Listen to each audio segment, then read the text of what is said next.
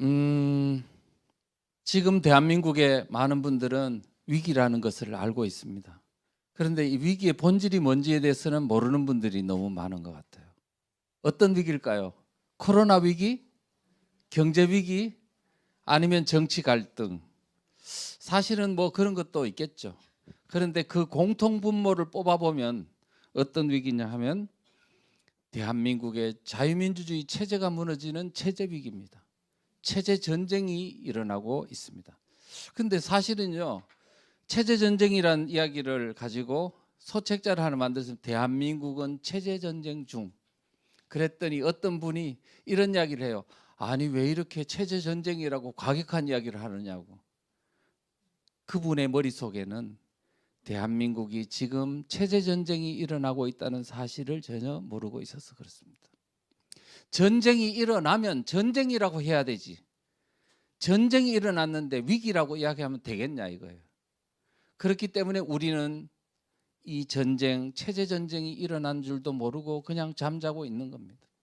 사실은 사실이라고 이야기해야 되지 않겠냐 그런 생각을 합니다.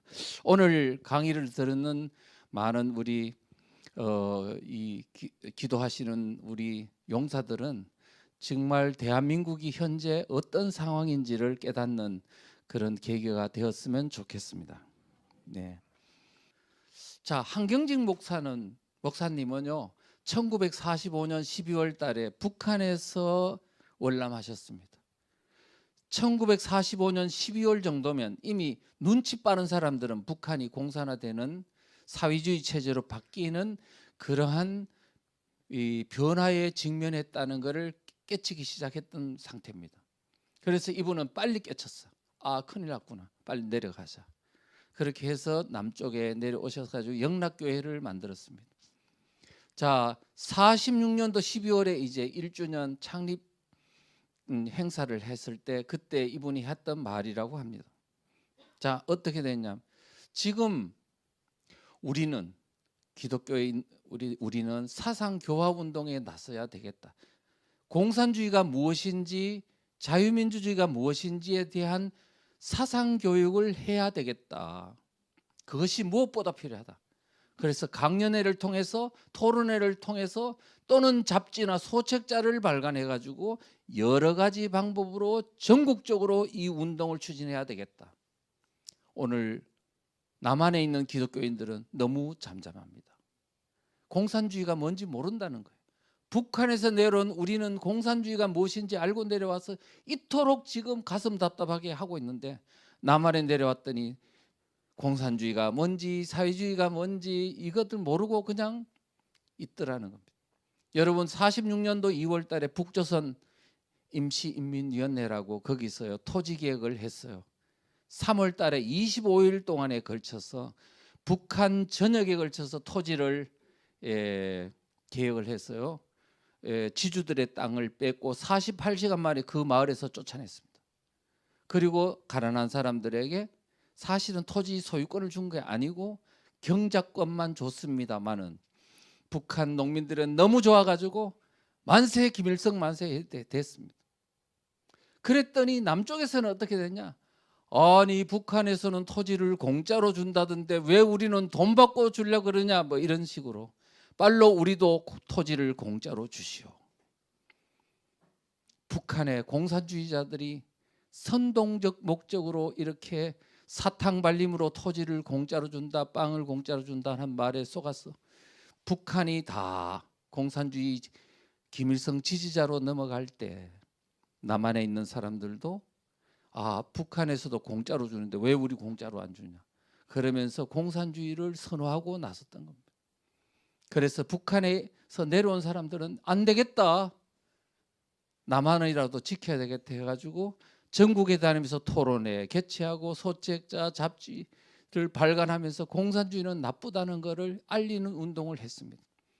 지금 대한민국이 공산화되지 않은 것은 북한에서 넘어온 많은 어떤 선각자들의 그런 어떤 애끓는 교육과 그다음에 각성운동을 통한 그런 노력의 결과로 오늘 우리가 혜택을 보고 있는 겁니다. 지금 어떻게 보면 우리는 은혜를 입은 사람으로서 이제 대한민국의 체제를 지키지 못한다면 그들에게 죄를 짓는 것이다 생각합니다. 자, 그래서요. 지금 한경직 목사는 오늘 남한에 있는 기독교인들은 너무 잠잠합니다.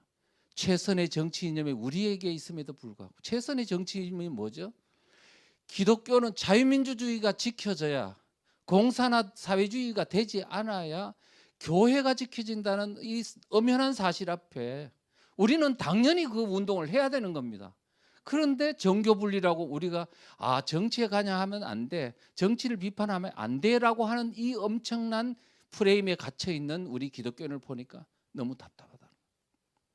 그래서 이제 십자가를 지고 정치 운동을 합시다. 이렇게 말을 했던 겁니다. 우리가 지금요 교회에 가 보면 나중에 설명을 드리겠습니다만 정교분리 프레임은 너무나 이건요 사실은 하나의 정치적인 방향성을 이야기하는 것이지 십자가만큼 이거는 반드시 지켜야 될 원리가 아닙니다. 한번 생각해 볼까요? 예수님께서 십자가에 못 박혀서 돌아가셨는데 이게 정치 권력으로부터 탄압받아서 돌아가셨습니다. 맞습니까? 자, 그러면 예수님 이후에 많은 베드로부터 이런 그런 예수님을 믿던 사람들이 순교를 당했는 게 정치 권력으로부터 탄압받아 순교당했습니다.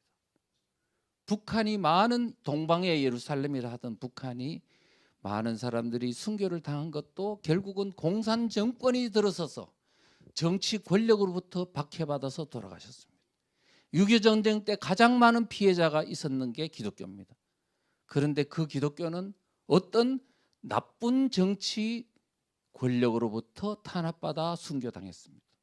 그런데 우리는 지금 우리 기독교가 그런 어떤 정치 권력에 대해서 어떤 나쁜 정치 권력에 대해서 저항하지 않고 순종하는 태도가 과연 기독교적인가? 프로테스탄트라는 게 바로 저항 운동이잖아요. 저항하지 않는 기독교가 기독교 정신은 이미 생명을 다한 기독교일 수밖에 없다. 정교분리는 교회를 보호하기 위한 원칙이었지 결코 그것을 모두 다가 지켜야 되는 게 아니었습니다. 그러니까 정치가 교회를 간섭하게 못하는 법이지 원칙이지 교회가 정치에 간섭하는 것은 오케이입니다. 그런데 지금 한국 교회는 거꾸로 돼 있어요. 정치는 교회를 간섭해도 돼. 그렇더라도 교회는 정치를 비판하면 안 돼라는 매우 잘못된 원칙의 프레임에 우리는 갇혀 있는 겁니다. 이제 이렇게 하면 교회는 지켜줄 수 없습니다. 그래서 우리가 이런 원칙들을 정확하게 알고 대응해야 된다는 말씀을 드리면서 오늘 강의를 시작하도록 하겠습니다. 자, 그러면 우선은요, 대한민국은 어떤 위기인가? 그것을 한 말씀드리도록 하겠습니다. 저의 스승님이시고 대한민국의 어떤 우익 진영의 가장 사상적 권위자이신 양동완 교수님, 이분이 이제 이분은 출신이 전라남도 순천분입니다. 순천분인데 한국에서 이 양반이 있는 걸 정말 대한민국은 감사해야 된다고 생각합니다. 이분이 1988년도에요. 현대공론이라는 잡지에서 이런 글을 썼습니다. 우익은 죽었는가? 지금 주사파와 같은 반 대한민국 세력, 그러니까 좌익 세력들은 저렇게 드세게 활동하는데 우익들은 뭐하냐? 모기 소리만한 우익의 목소리. 여차하면 해외로 도피하면 된다는 도피의식을 갖고 지금 대한민국에 행동하지 않는다는 거예요. 그래서 이런 식으로 가면 언제인가는 모르겠으나 10년 후가 될지 아니면 한 세대 후가 될지 모르지만 한 세대가 몇 년이죠? 30년. 10년 후가 될지 아니면 한 세대 후가 될지 모르지만 반드시 이 땅에는 좌익이 주도하는 정권이 들어선다. 이렇게 말을 했어요. 그러면서 우익들은 민간 우익들이 나서라. 돈 있는 자는 돈으로, 지식 있는 자는 지식으로, 완력 있는 자는 완력 있는 자는 완력 있는 대로 나서라고 말을 했어요. 그런데 아무도 안 나섰어요. 아니 지금 무슨 소리 하는 거야? 내가 열심히 돈 벌어가지고 세금 내면 그 세금으로 안기부 직원들 월급 주고 경찰, 검찰 월급 주고 그 사람들이 지키는 거지. 내가 지금 어떻게 주부가 아니면 내가 직장 다니는 사람이 어떻게 내가 나라를 지킨단 말이냐. 이렇게 하면서 회피해 버렸습니다. 그리고 그분은 어떻게 보면 좌익들로부터 엄청난 공격을 받아가지고요. 그 다음부터 10년 동안 수업을 배정받지 못했습니다. 노조가 공격하고. 그래서 결국은 뭐냐면 대한민국이 이와 같은 경종을 울려주는 분들에게 그들을 보호해주지 않음으로 인해서 그와 같은 지식 있는 자가 경종을 울려주는 사람이 한 사람 입을 닥치고 제거됐습니다. 그 결과 30년 뒤에 정확하게 좌익 정권이 들었었습니다. 오늘 우리 대한민국의 이러한 어떤 사태는 자유민주주의 역사에서 전무후무한 사태라고 보여집니다. 1970년도에 칠레의 아옌데 정권이라고 공산주의 사회주의 세력이 선거를 통해서 그들에게 정권이 넘어간 사례가 있습니다. 그런데 그때 칠레는 어떻게 보면 중진국 후진국이라 할 수 있습니다. 그런데 오늘 대한민국은 세계 12위권의 경제대국 아닙니까? 학벌이 제일 높습니다. 똑똑하기로 이스라엘 사람 다음이라 합니다. 이렇게 똑똑한 대한민국이 어떻게 우익의 나라인 자유민주주의 국가인 대한민국에서 사회주의를 추구하는 좌익 세력에 의해서 선거로 그도 정권이 넘어가는 이 있을 수 없는 이 사태 어떻게 생각하십니까?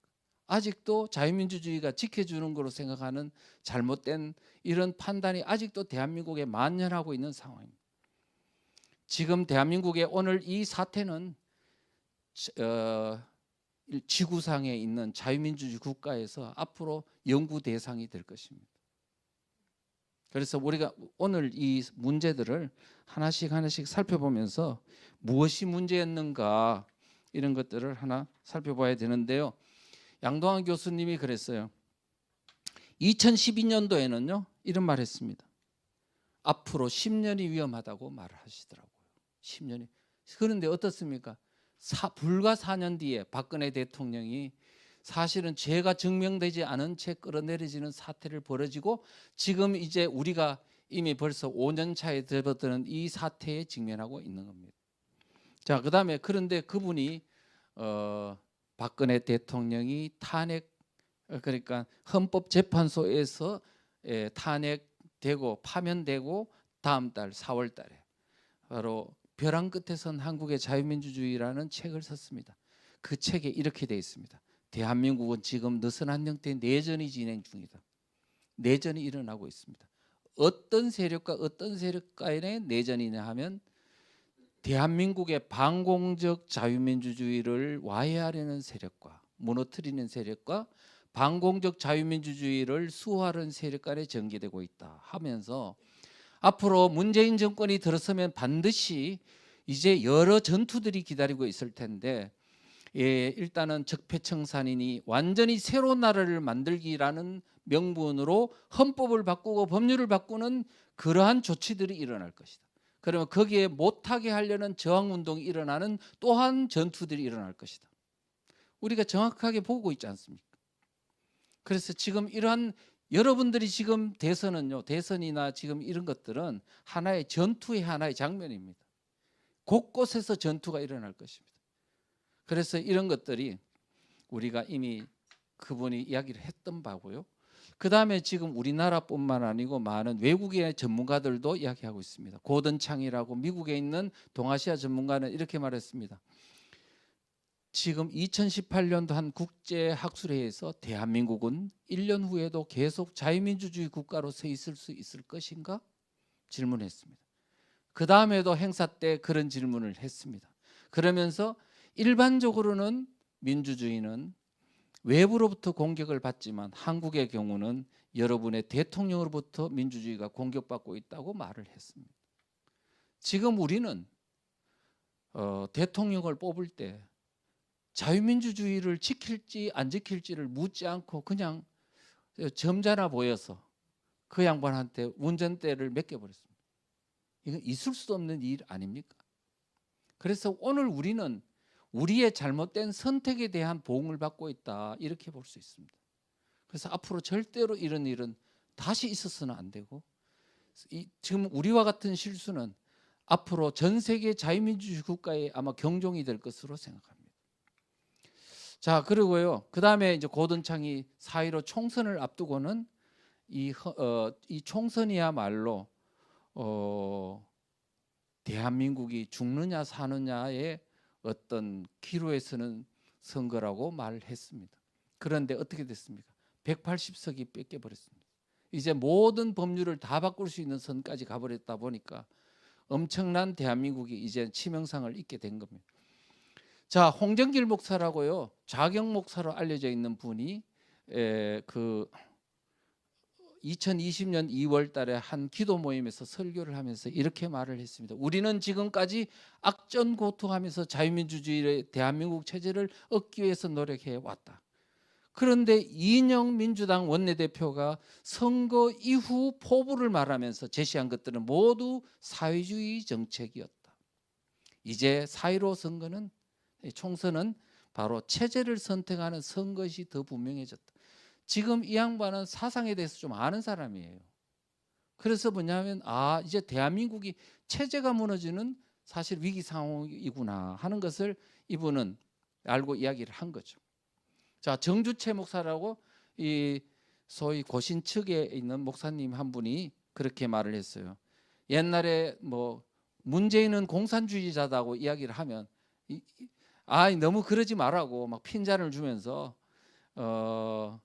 그렇게 했던 분이면 되지도 않은 소리 그만하라고 막 이렇게 핀잔까지 줬던 사람인데, 문재인 정부가 들어서고 정책하는 것을 하나씩 하나씩 보면서 점점점 실망하고 나중에는 화가 나고 결국은 충격을 받게 됐다 그랬어요. 지금은 분노 때문에 밤잠을 설치고 소화불량까지 걸렸다고 자기가 이제 고백을 했습니다. 크리스천 투데이에 나온 건데, 그러면서 자기는 정말 멍청하고 더디 깨닫는 사람이라고 자학을 하기도 했습니다. 이만큼 이분뿐만 아닙니다. 너무너무 많아서 이루 다 말할 필요가 없죠. 자, 그랬어요. 대한민국은 지금 보니까 체제 위기가 오고 있는 게 분명하고 사회주의 체제로 이행되는 과정 속에 있다. 자, 그런 건 분명한데, 우리 양동환 교수님이 박근혜 대통령 그 사태가 일어나기, 그러니까 JTBC 사태가 일어나기 한 달 전에요, 어떤 그 행사에서 이런 발언을 했어요. 체제 위기가 나타난 징후 12가지를 제시했는데 그걸 한번 보겠습니다. 상당히 재밌어요. 그래서 지금 대한민국이 자유민주주의 체제가 위기에 처했을 때 어떤 현상이 나타나는지를 이분은 그 12가지 내용 중에 잘 나타나 있는데 대부분 우리 대한민국이 다 적용이 되고 있습니다. 첫째는 뭐냐? 국민이 정치적 선택을 할 때 감정적으로 선택한다. 어떻습니까? 감정적으로 선택합니까? 안 합니까? 감정적으로 선택한다. 둘째, 공산주의자나 파시스트 반체제 세력들이 급격히 늘어난다. 셋째는 정부에는 반대하더라도 자유민주주의 체제에는 충성을 명세했던 야당이 자유민주주의 체제에 대한 충성을 취소하고 반체제 세력과 연대하거나 통합하는 행동을 보인다. 그다음에 넷째는 자유민주주의 체제하의 제도들이 제 역할을 못한다. 자, 보십시오. 상권 분립도 다 무너지고 사법부 제도도 무너지고 언론 제도도 제 역할을 못하고 이런 제도들이 제 역할을 못한다 하는 것이 이제 또 징후의 하나고, 다섯 번째는 자유민주주의를 거부하는 세력들이 사회적 선전 부분에서 우월적 지지를 차지한다. 우리 좌익 세력들이, 사실은 좌익 좌경 세력들이 언론 부분을 장악한다는 것을 의미합니다. 사회적 선전 부분에서 우월적 지지를 차지한다. 그래서 국민들이 깨닫지를 못하는 겁니다. 언론이 장악당해 버리면요. 그다음에 여섯 번째, 민주화가 불필요한 부분에 민주화가 도입되는 과잉 민주화 현상이 심화된다. 그러니까 민주주의는, 데모크라시는요, 정치 분야에서의 민주입니다. 그러니까 민주정의라는 게 타당한데 지금 우리나라는 어떻게 되냐면 민주주의가 들어가면 안 되는 부분까지 민주화를 이야기하는 거예요. 예를 들어 군대 민주화 어떻습니까? 군대에서 민주화하면 군대가 전투할 수 있겠습니까? 우리 서로 자 공격 앞으로 그랬는데 우리 같이 의논해 봅시다. 그러면 되겠습니까? 안 되죠. 가정 내 민주주의. 아버지하고 아들하고 이제 서로 우리가 서로 같은 인격적 동등체니까 서로 의논해가 같이 합시다. 되겠습니까? 가정 내 민주주의, 기업 민주주의, 경제 민주화 안 됩니다. 우리가 민주주의가 이렇게 과잉이 되면 어떻게 되냐면 이제는 그때부터 질서가 다 파괴됩니다. 광장에 나와가지고 대통령 내려와 그러면 내려와야 되는 게 민주주의라면요, 대한민국 민주주의는 완전히 시스템 자체가 붕괴되는 거라고요. 민주주의가 적용돼야 되는 부분과 민주주의가 적용되면 안 되는 부분이 엄격하게 이렇게 구분이 돼야 되는데, 모든 분야에 다 민주주의를 하자라고 하면 이거는 자유민주주의를 파괴하는 행위입니다. 그런 것들을 우리가 지금 여기서 말씀하시고요. 포퓰리즘 과잉, 이거는 잘 알고 계십니다. 안보 위기에 처했는데 대응 방어 조치를 제대로 하지 않는다. 북한의 핵미사일을 쏘고 그다음 이렇게 하는데 우리는 지금 뭘 하고 있냐 하면, 문재인 정부 들었었어요. 북한에서 내려오는 있지 않습니까? 전차 방어 장치들을 다 해체해 버렸습니다.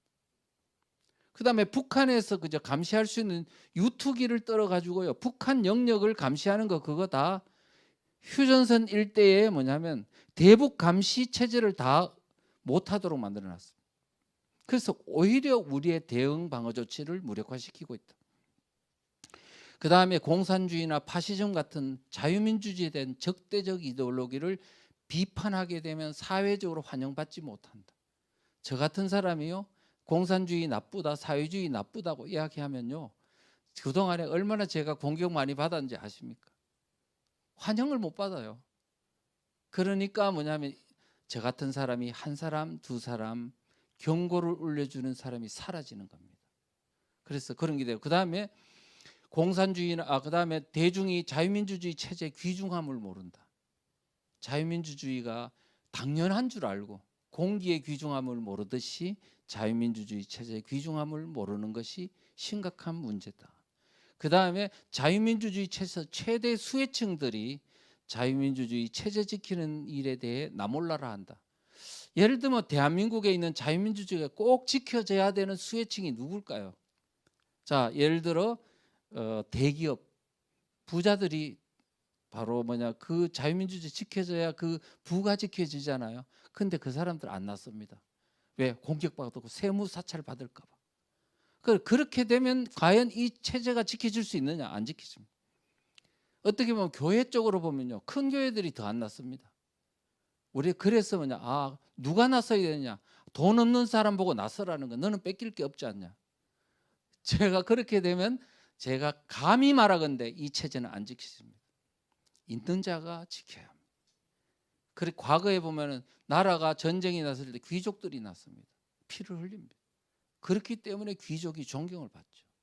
그런데 우리 있는 수혜층들이 자기가 이 체제 지키는 방어 노력을 안 한다면 결국은요, 이 나라는 근본적으로는 뭐냐면 무너지게 돼 있습니다. 아무리 좋아하는 수혜를 받는 것만 좋아하지 내가 이 수혜를 하기 위해서 내가 지불해야 될 어떤 노력을 하지 않는다면 이 체제는 절대로 지키기 어렵다는 것이죠. 그래서 그런 부분, 그 다음에 뭐 어떤 정당도 자유민주주의 체제가 위기에 처했음을 경고하지 않는다. 위기가 진짜 처하면요, 경고 안 해요. 호랑이가요, 저 한 1km밖에 올 때는 개가 짖어요.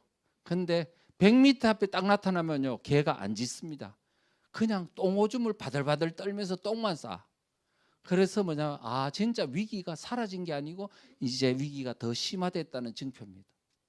오늘 지금 대한민국의 위기를 경종을 울려주는 사람이 적어진 이유도요, 너무 두렵기 때문에.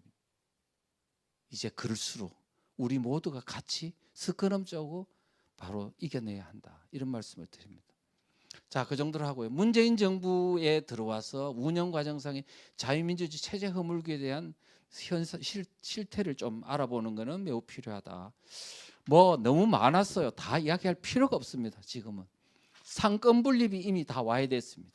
입법부 장악당했고 행정부 장악당했고 사법부도 장악당해서 지금은요, 원래 자유민주주의 체제를 사실 인권을 보호하고 견제 균형을 하기 위한 아주 중요한 제도인 삼권, 입법부, 사법부, 행정 간의 서로 견제 균형이라는 제도는 이미 대한민국에 있어서는 의미 없는 것으로 됐고요.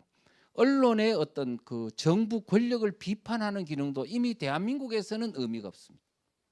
자, 그렇고 그 다음에 법치주의 무시, 종교 탄압, 국민 저항권도 억압, 이런 자유민주주의를 보호할 수 있는 마지막 방어 장치들을 제어 장치들이 이미 고장나 있습니다. 그래서 이제는 국민들이 스스로 이제는 깨어나서 해야 되는데 너무너무 힘든 상황입니다. 마지막 저는 이랬습니다. 그럼에도 불구하고 대한민국이 지금 뭔가 저지될 수 있는 힘이 어디서 나왔냐 하니까 제가 볼 때는 하나님이 우리에게 새로운 방법론을 나름대로 마련해 두셨던 점을 꼽고 싶습니다.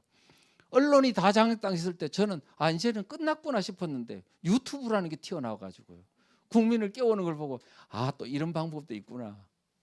그렇게 느껴지고 그다음에 마지막 교회가 그래도 이 어떤 마지막 어려운 시절에 우리 이런 에스더 같은 조직 그다음에 또 다른 어떤 교회 목사님들이 설교를 함과 동시에 또 그 어떤 애국 운동을 적극적으로 투쟁하시는 걸 보면서 참 감사하다는 생각이 들었고요. 그래서 우리가 이러한 것들이 대한민국을 살릴 수 있는 그다음에 또 한참 6.25 전쟁을 겪고 이후에 어떤 공산주의 위협을 알았던 분 특히 또 북한에서 내려오신 분의 후손들이 지금 뭐냐면 뼛속 깊이 들어가 있는 어떤 공산주의 위험성을 아시는 분들이 또 목숨을 던지고 노력하시는 분들을 곳곳에서 보면서 그들에 의해서 대한민국은 지금 다시 뭐냐면 낙동강 전선에서 지금 이제 인천 상륙 작전을 시도하고 있다. 그래서 우리가 지금 낭망할 상황이 아니고 이제는 우리는 다시 역전을 위해서 노력해야 될 상황이다. 이렇게 이제 말씀드립니다. 이 정도로 하고요. 근데 여기서 우리가 꼭 알아야 될 부분. 국민들이 도대체 체제위기라는 걸 잘 모르게 되는 이유 중에 이런 것들 우리가 좀 한번 알아야 될 부분이 꼭 있습니다. 뭐냐 하면은 대한민국 국민들이요. 공산주의라고 하면 다 두려워해요. 왜 두려워하냐? 6.25 전쟁 때 북한이 내려와 가지고 3개월 동안 너무나 많은 사람들을 학살했거든요. 그런 걸 보면서 공산주의는 학살하는 아주 나쁜 세력이구나 하는 건 알아요. 그런데 사회주의라고 하면 그럼 사회주의는 괜찮지 않아? 이렇게 말을 해요. 그래서 젊은 사람들 보고 왜 그 사회주의에 대해서 별로 두렵게 생각하지 않느냐 그랬더니 유럽에 보니까 사회주의를 하는데 잘 살던데요. 핀란드도 그렇고 뭐 스웨덴도 그렇고 이렇게 이야기를 하고 그다음에 영국에도 뭐 노동당도 그렇고 이렇게 이야기합니다. 그러니까 우리가 지금 너무너무 사상 교육을 안 받았구나. 유럽에 있는 사회주의는요. 자유민주주의로 전향한 사회주의입니다. 그거를 뭐라고 하느냐 하면 사민주의라고 합니다. 그래서 그건요. 자유민주주의를 파괴하려고 하지 않아요. 자유민주주의를 이제는 수용하고 자유민주주의 내에서 복지라든가 노동의 어떤 뭐 이런 권리를 강화하는 쪽으로 하려고 하는 어떤 사회주의이기 때문에 그것은 자유민주주의하고 같이 갈 수 있는 사회주의다. 자, 그런데요. 지금 우리가 사회주의라고 하면 대한민국에 있는 사회주의는요. 이 자유민주주의를 파괴하고 그들이 원하는 사회주의 쪽으로 만들려고 하기 때문에 우리 그들의 유럽식 사회주의하고는 판이하게 다르다는 걸 반드시 알아야 됩니다. 그런데요. 또 사회주의하고 공산주의하고 어떻게 다르냐 하면요. 우리가 사회주의를 세 가지로 나누면 하나는 혁명적 사회주의, 두 번째는 민주적 사회주의, 세 번째는 사민주의. 아까 유럽식 하는 이 사회주의는 이미 저장된 거고. 근데 앞에 보면 혁명적 사회주의를 뭐라고 하냐면 공산주의라고 합니다. 혁명을 통해서 뒤집어 엎어서 사회주의 체제로 만들려고 하는 것. 그런데 민주적 사회주의는 뭐냐 하면 헌법 절차, 의회적 절차를 통해서 헌법 바꾸고 법률 바꾸고 이런 것을 통해 가지고 합법적으로 사회주의 체제로 바꾸는 것을 민주적 사회주의라고 합니다. 그러면 혁명을 통해서 사회주의로 하는 것 공산주의하고 합법적인 방법을 통해 가지고 선거를 통해서 의회적 절차를 거쳐서 사회주의를 하려고 하는 민주적 사회주의가 차이가 뭐냐 하면요. 그들이 원래 만들고자 하는 사회주의 그 모습은 똑같아요. 하나는 혁명을 통하는 거냐, 하나는 합법적인 절차를 통하느냐의 차이가 있을 뿐 그들이 만들고자 하는 사회는 똑같다고요. 그럼 반대로 이야기하면요, 혁명을 할 때는 소수의 힘이 약할 때 그들이 강권적으로 끌어내려 가지고 만들기 때문에 혁명을 하는 거고, 이미 사회가 너무 많은 사람이 지지를 얻게 되면 그거는 혁명할 필요가 없잖아요. 선거를 통해서 합법적 방법으로 체제를 바꿀 수 있는데 굳이 혁명할 필요가 뭐 있냐고. 그래서 뭐냐면 혁명을 하지 않고 합법적으로 체제를 바꾸는 겁니다. 지금 대한민국이 그 정도로 심각한 상황에 있다는 겁니다. 그리고 또 하나 아셔야 될 건 뭐냐, 공산주의라고 해서 모든 게 불법으로 사람들 다 죽이고 하는 거 아닙니다. 동유럽이 2차 세계대전 때요 공산화가 됐어요. 체코, 헝가리, 루마니아, 불가리아, 폴란드 다 공산화됐죠. 소련군이 들어가서 공산화될 때 그 사람들이 다 불법적으로 사람을 죽이고 공산화시킨 줄 아세요? 아닙니다. 의회를 통해서 정당을 통합시키고 선거를 하고 그다음에 헌법을 바꾸고 법률을 바꾸고 이렇게 했어요. 북한이 공산화될 때도 마찬가지입니다. 북조선 임시인민위원회를 만들고 법령을 만들고 토지 개혁을 하는 법령 만들고 해가지고 하나씩 하나씩 합법적 형태를 띠면서 바꿔가지고 결국은 사회주의 체제로 갔다니까요. 지금 대한민국이 우리가 이런 헌법 바꾸고 법률 바꾸고 하는 형태로 한다고 해서 이게 자유민주적인 질서가 유지된다고 생각하시는 건 큰 착각이자 오산입니다. 우리가 그 내면을 봐야 한다는 것을 우리는 꼭 명심하셔야 됩니다. 그래서 어쨌든 지금 현재는요, 여러분 보십시오. 일본은 1년에 법이 몇 개 바뀌냐면 한 30개 정도가 바뀐다고 합니다. 그런데 대한민국은 문재인 정부가 들어서고요, 지금 4년 얼마 만에 법이 몇 개나 제정됐느냐 하니까 3,800개쯤 됩니다. 그런데 지금 대기하고 있는 법률 통과시키려고 발의된 법률이 몇 개냐면 8,000개입니다. 그 법률 하나하나가요 치명적이에요. 그중에 한 개가 차별금지법 같은 겁니다. 주민자치기본법 같은 겁니다. 이런 한 개만 통과시켜도요 대한민국 하부구조가 무너지는 이 법률이 지금 몇 개 3,800개가 통과됐다고요. 대기하고 있는 게 8,000개라고요. 그런데 우리 국민들은 지금 자유민주주의 체제가 지켜주는 줄 안다는 거예요.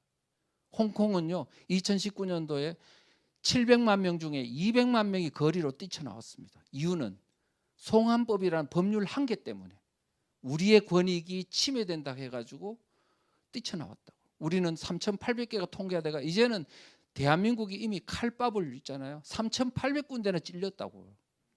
이제는 정상적으로 회복하기 힘들 상황인지도 이미 이르렀는데도 아직 우리는 자유민주주의 체제가 지금 유지되고 있는 거로 생각하는 것은 대한민국 국민들이 지금 얼마나 민주주의 체제에 대한 이런 사상적 이해가 얼마나 없는지를 상징적으로 나타내주는 대목이라고 볼 수 있습니다.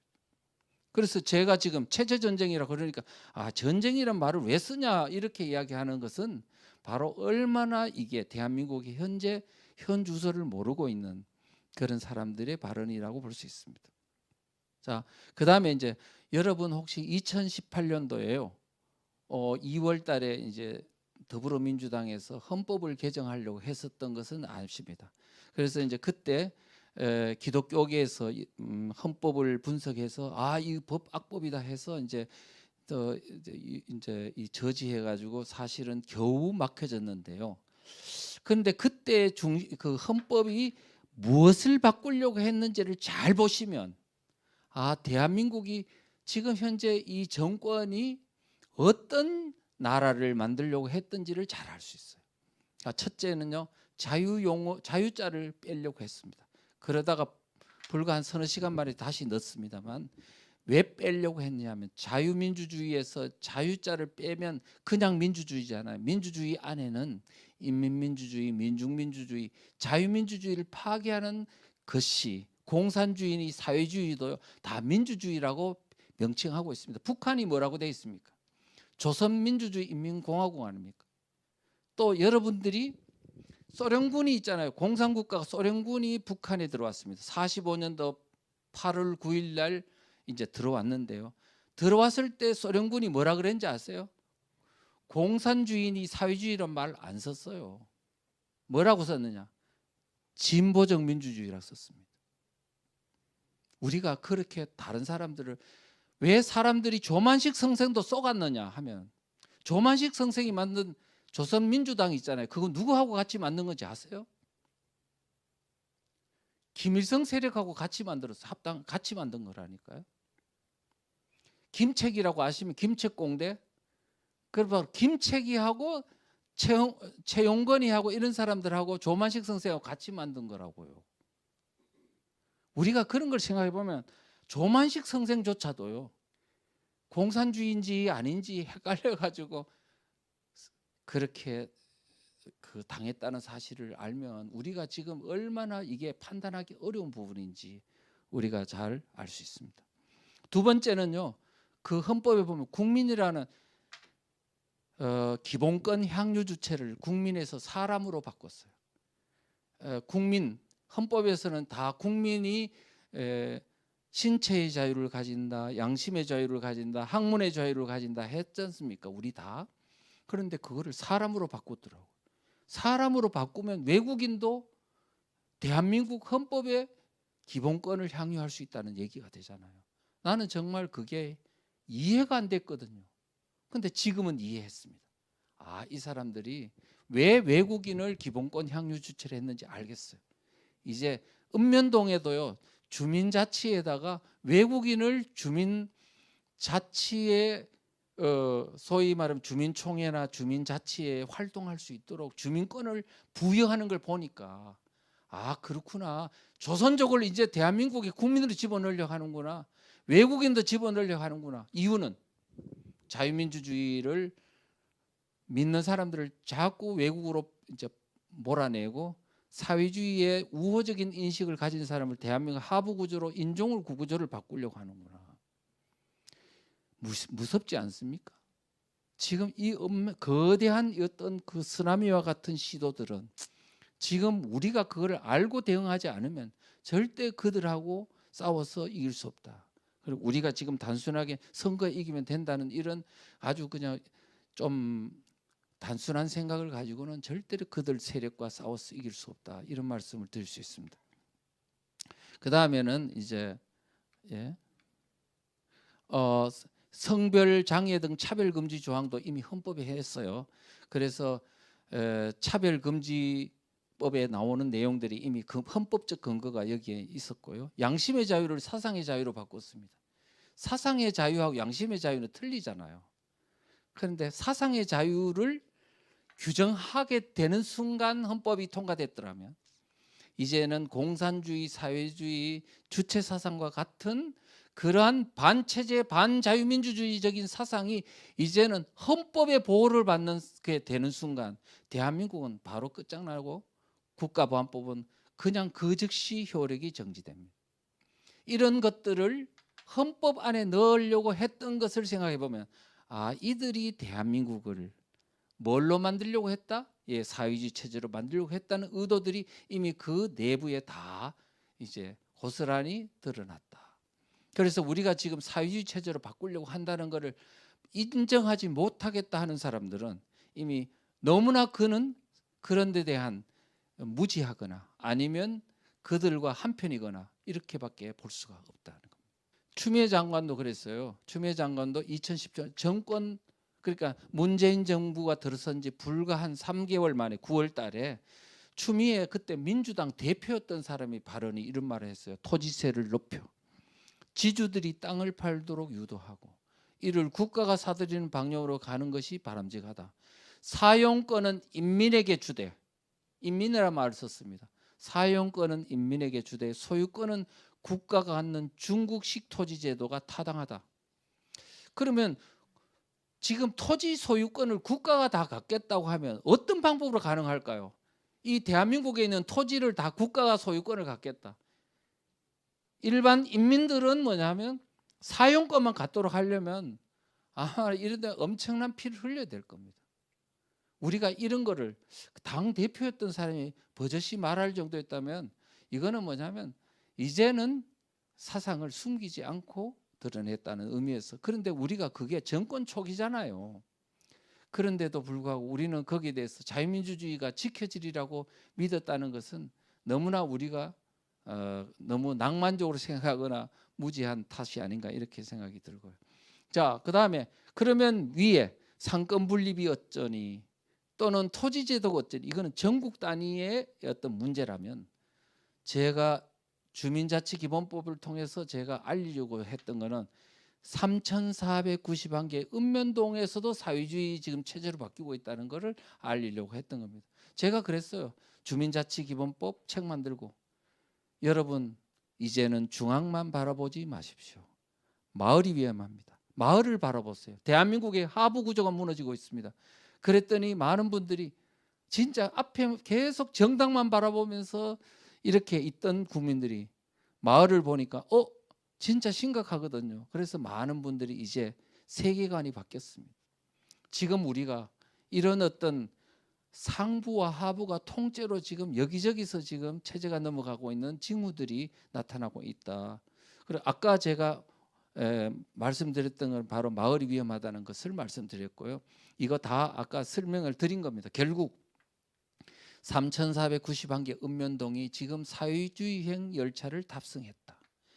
그 탑승했다고 보는 그 증거들은 여러 가지가 있는데 그중에 가장 중요한 거는 문재인 정부가 이 읍면동을 사회주의 체제로 바꾸려고 하는 그 주도 세력들, 이 사람들이 기본적인 사상적 지향성이 사회주의 지향성을 갖고 있기 때문에 그렇다는 건 제가 말씀드렸고, 또 마을 활동가들의 생각들이 바로 자본주의 대안 모델로 읍면동 마을 공동체 사업을 하고 있다는 것도 제가 말씀드렸고, 베네수엘라의 자치의 모델, 이게 차베스의 사회주의 독재 체제를 구축하기 위한 하나의 방편으로 했던 것도 지금 이제 열심히 연구한 결과 지금 이렇게 되고 있다는 것, 또는 마포 성미산 마을에서 일어나고 있는 사회주의 공동체 모델이 이제 전국적으로 확산된 그 토대 위에 지금 읍면동 주민자치회가 만들어지고 있다는 것도 제가 말씀을 드렸습니다. 그리고 읍면동에 이제 가짜 주민들, 민노총, 정교조 같은 좌파 단체들이 이제 읍면동에 세부 조직을, 하부 조직을 만들어서 이제 실제적으로 마을에 이제 관여권을 하게 된다는 것도 제가 말씀드렸습니다.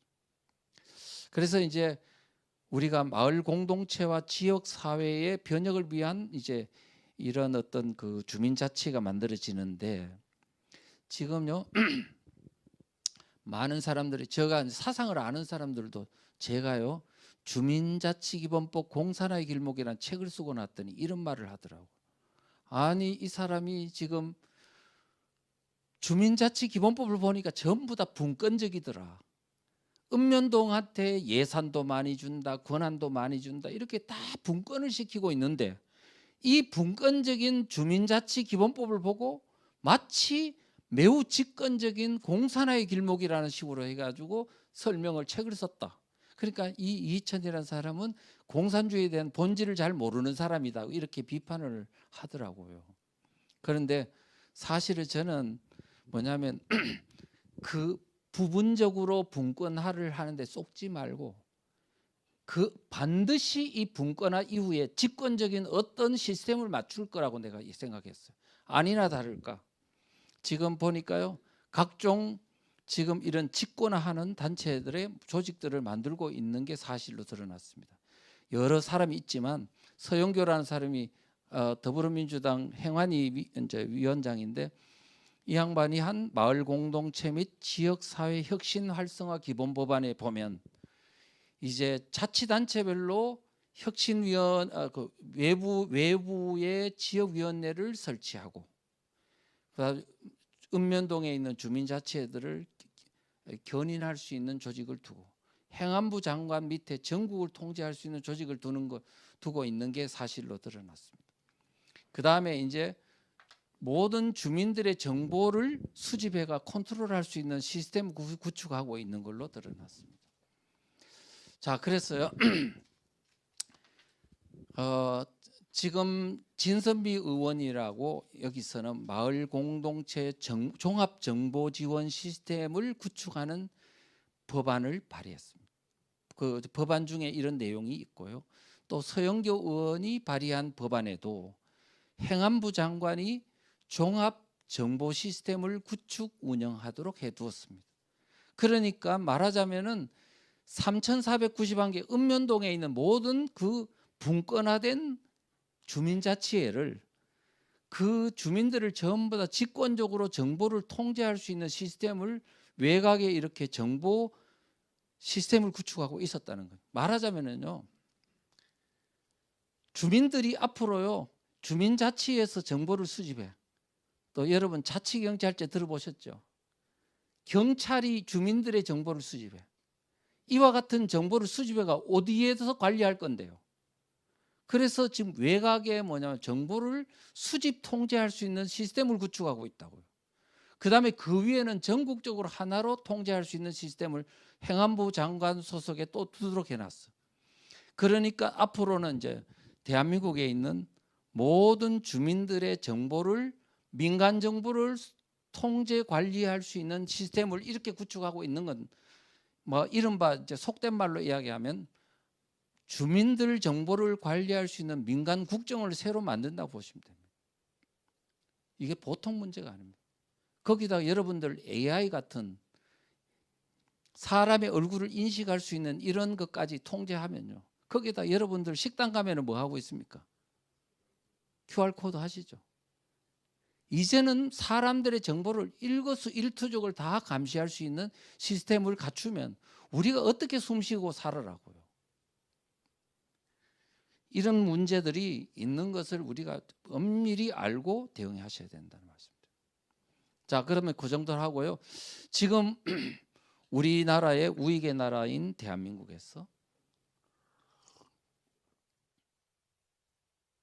어떻게 좌익한테 선거로 정권을 잃었는지 그 원인에 대한 것을 살짝 보도록 하겠습니다. 사실은 한마디로 말하면요, 대한민국이 국민들이 사실은 속아서 그렇습니다. 용어에 속고 역사에 속고 여러 가지 이유로 속아가지고 그들의 실체를 모르고 이렇게 대응하다 보니까 사실 그래 된 거거든요. 그래서 가장 핵심적인 건 뭐냐면 진보니 민족이니 통일이니 평화니라고 포장한 그들을 마치 좋은 세력으로 잘못 판단한 탓입니다. 거기다 이승만 독재다 박정희 독재다 하니까 아 진짜 대한민국을 건국한 세력들 발전한 세력들에 대해서 폄하하고 여기에 같이 동조를 하다 보면서 이제는 슬슬 진보 텐트 속으로 그들과 반체제 세력들과 한편이 되다 보니까 결국은 대한민국이 이런 사태에 이르게 됐다. 그 중에서 가장 핵심적인 게 진보란 용어에 속은 겁니다. 제가요 학생들 대학생들 또는 군인들이나 청년들을 강의해 본 경험이 많습니다. 그래서 제가 물어봤어요. 본인이 진보라고 생각하는 사람 손들어라. 그랬더니 얼마라고 들었냐? 대체로 한 60% 정도 들더라고요. 그러면 본인이 보수라고 생각하는 사람 손들어봐라. 그랬더니 10%밖에 안 들어요. 그러니까 60대 10 정도의 엄청난 격차가 나타나더라고요. 자, 그렇구나. 근데 왜 진보의 손을 들었냐 물으니까 사전에 보니까 좋은 의미로 돼 있더라는 겁니다. 보다 나은 상태로 변화하는 것이 진보라고 돼 있거든요. 그러니까 진보 세력은 앞으로 발전적인 세력이기 때문에 젊은 사람이 그걸 안 좋아할 수가 없다 이거예요. 그래서 손을 들었다 이겁니다. 그렇구나. 그런데 우리가 여러분들이 저 뭘 모르고 있는 게 하나가 있어. 그리고 뭔데요? 그러거든요. 그래서 제가 설명을 했습니다. 여러분들이 알고 있는 사전의 개념 말고 정치학적인 개념으로는 진보라는 것은 공산주의 사회주의를 의미해요. 진보 세력이라는 건 공산주의 사회주의자가 자기들을 포장하는 용어로 쓰는 용어야. 그래서 마르크스도 레닌도 스탈린도 김일성도 박헌영도 모태통도 공산주의자들은 다 자기들을 스스로 진보 세력이라고 불러왔어. 그거 알고 있어? 몰랐다는 거예요. 그러면 왜 공산주의자 사회주의자들은 진보 세력이라고 불렀냐 하면 마르크스 사상에 입각해서 자본주의를 멸망시키고 공산사회로 가는 게 역사의 진보라고 생각했기 때문에 그렇습니다. 그런데 문제는 공산주의자, 사회주의자들이 자기를 보고 진보를 위한 세력이라고 불러주는 것은 어쩔 수 없잖아요. 그런데 공산주의, 사회주의가 나쁘다고 생각하는 사람들이 그들을 보고 진보 세력이라고 불러주는 건 자가당착인 거예요. 그런데 미국에서는 안 속아, 유럽도 안 속아, 한국 사람만 속아요. 그래서 오늘 이런 사태가 벌어진 겁니다. 사상 공부를 너무 안 했기 때문에. 자, 그랬어요. 제가 그런 후에 청년들에게, 대학생들에게 물어봤습니다. 자, 다 설명해. 한 3분 걸렸어요. 3분 걸린 후에 자, 자기가 다시 진보 세력이라고 생각하는 사람 손 들어라. 들었을까요? 안 들었을까요? 안 들어. 어떻게 된 겁니까? 3분 만에 진보 그룹에서 쏘가서 들어갔던 자유민주주의 세력이 이탈하고 탈출해버린 거예요. 그렇습니까? 안 그렇습니까? 그렇겠죠. 그런 후에 모습을 다시 보여내니까 이렇게 변해버리더라고요. 진보 속에 쏘가서 들어갔던 사람이 다수가 탈출하고 나니까 그들 진보란 사회주의 공산주의를 말한다는 실체를 아는 순간에 그 규모가 대폭 줄어들어 버리더라. 이것만 되면 대한민국 체제 위기가 70%는 사라지지 않을까요?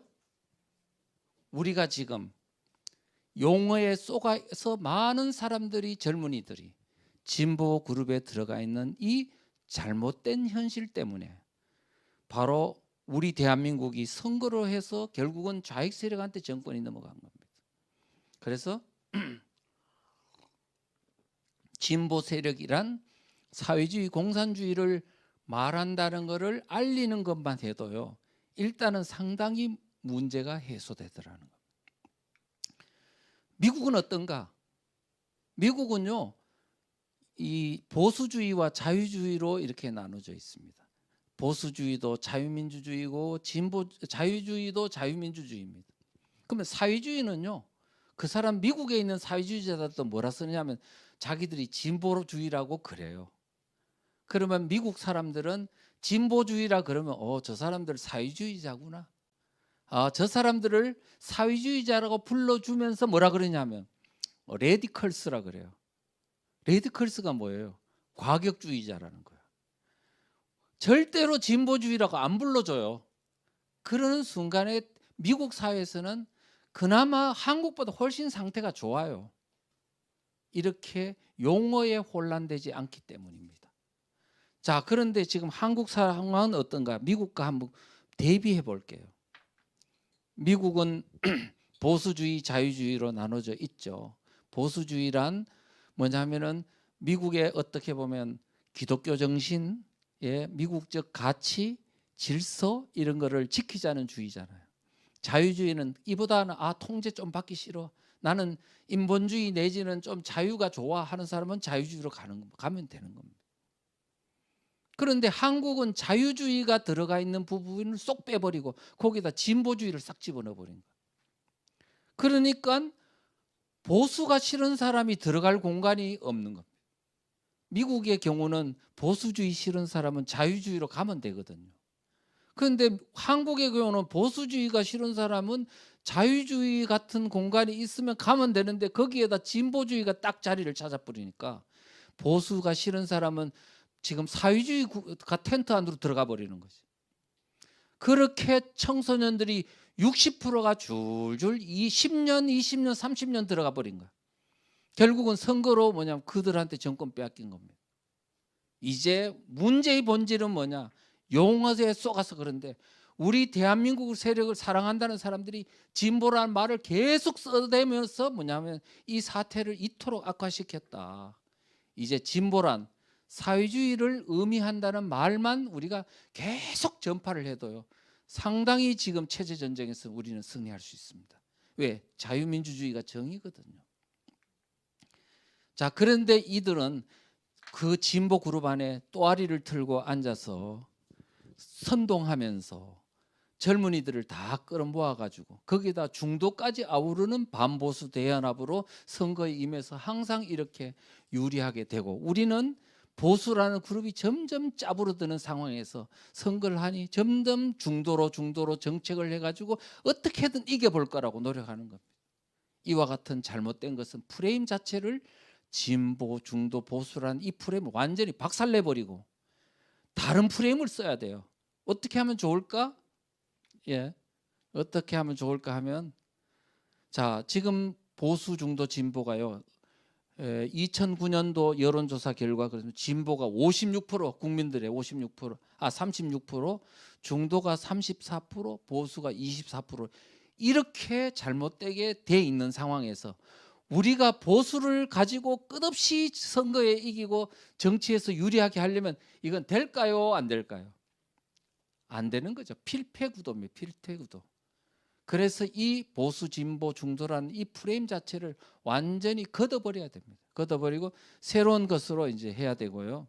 그 다음에 그런데 보수, 중도, 진보라는 프레임의 가장 해독성의 끝판왕은 뭐냐? 북한이 대한민국 선거 개입의 가장 중요한 프레임을 보수, 진보란 프레임으로 쓰고 있다는 거거든요. 김정일이도 김정은이도 김정은이도요. 항상 선거 때만 되면 남한에서 반보수 대연합, 진보 대연합으로 선거에 승리하라고 해놓고 이렇게 해왔습니다. 그러니까 지금 대한민국의 보수와 진보라는 게 이게 우리 내부도 지금 심각한 부작용이 있는데 그 더 심각한 거는 이 프레임을 가지고 북한이 계속 대남 공작을 한다는 거죠. 그래서 이런 것들이 이제 있고요. 그래서 가장 대표적인 게 뭐냐면 2011년도 8월 달에 적발된 왕재산이라는 간첩단이 있었어요. 북한의 259라는 대남 공작 기구에서 왕재산이라는 간첩단에게 선거 지령을 내렸어요. 2012년 총선 대선에서 적극 개입하는데 어떤 식으로 개입해서 승리를 할 수 있는지 그거를 선거 지령을 내렸어요.